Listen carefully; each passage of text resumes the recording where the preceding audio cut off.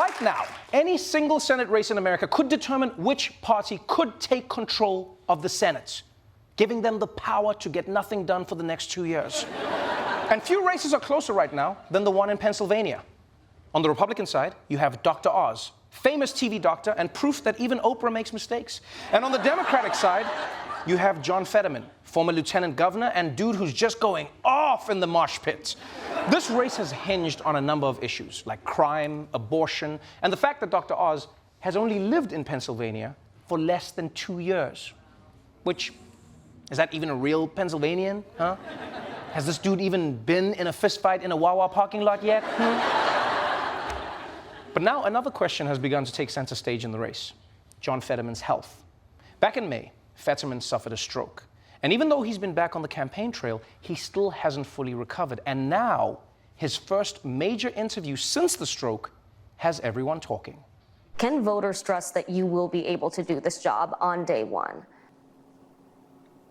Yeah, of course. This is Pennsylvania Democratic Senate candidate John Fetterman's first in-person sit-down interview since a stroke sidelined him from the campaign trail for months. That auditory processing where I'll hear someone speaking, but sometimes I'll be able to be precise on what exactly that they're saying. I use captioning. His campaign required that he be allowed to use a transcription program on his computer during our interview. I always thought I was pretty empathetic, emphatic. I think I was very, empathetic. That's an example of the stroke, empathetic. Yeah. I always thought I was very empathetic before having a stroke. But now, after having that stroke, I really understand, much more kind of the challenges that Americans have day in and day out. So yeah, this interview came out. And now, obviously, you've got people on the right saying Fetterman forgot a word and he can't understand speech, so he's not fit for the Senate. And look, this is politics. So I get it. People will jump on any weakness to give their party an advantage. I understand that. But let's be real, people. If stumbling over a word every now and again disqualified you from politics, America wouldn't have had a president for the past 6 years. Huh? Let's be honest. In fact, at least Fetterman acknowledged that he messed up the word and he corrected himself. Yeah, Biden wouldn't have noticed, and he would have just Negroes, man. And Trump, can you imagine Trump? Trump wouldn't have even acknowledged it at all. Like, Trump would have tried to convince us that he actually got the word right. He'd be like, I always knew that I was emphatic, and I was, and also empathetic. I was emphatically empathetic, and so emphatic about being empathetic. Emphatic about emphysema. Do we love emphysema, folks? We love it so much.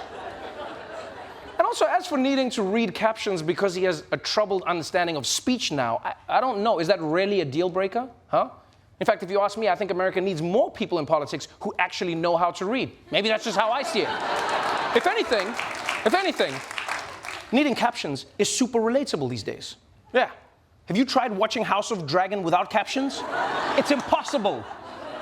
I mean, half the characters have the same name. Aegon, tell Aemon to get Rhaenyra to warn Rhaenyra about Aegon's dream. But don't tell Viserys, he'll tell Jacaerys. Did you get that? No, I didn't. I don't know what that was. So look. I'm not vouching for Fetterman over Dr. Oz or anything like that, but I do think this whole debate is veering into the territory of saying that people with disabilities cannot be lawmakers, which is trash, all right?